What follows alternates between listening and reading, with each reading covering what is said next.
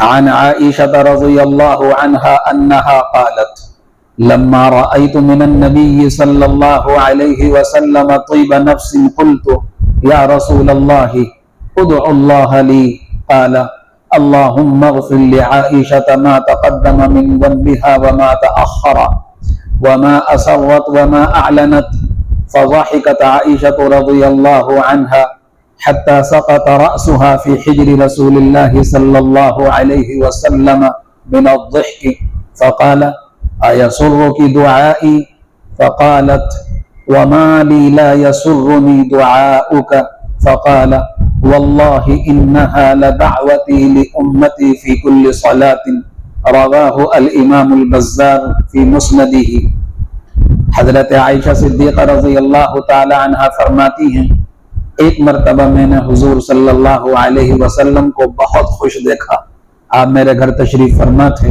میں نے کہا اے اللہ کے رسول صلی اللہ علیہ وسلم میرے لیے دعا فرما دیں۔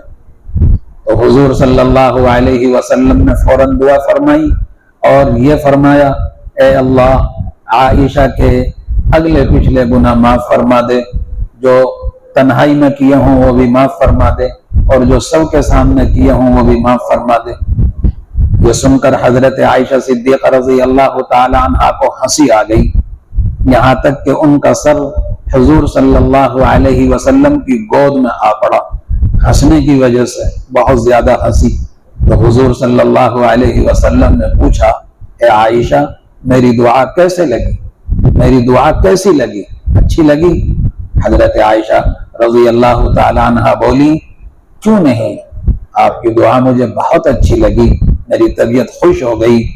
تو حضور صلی اللہ علیہ وسلم نے فرمایا اے عائشہ یہ دعا میں اپنی امت کے لیے ہر نماز میں کرتا ہوں، جب بھی میں نماز پڑھتا ہوں اپنی امت کے گناہوں کی تلافی کے لیے دعا کرتا ہوں اللہ میری امت کے گناہوں کو معاف فرما دینا۔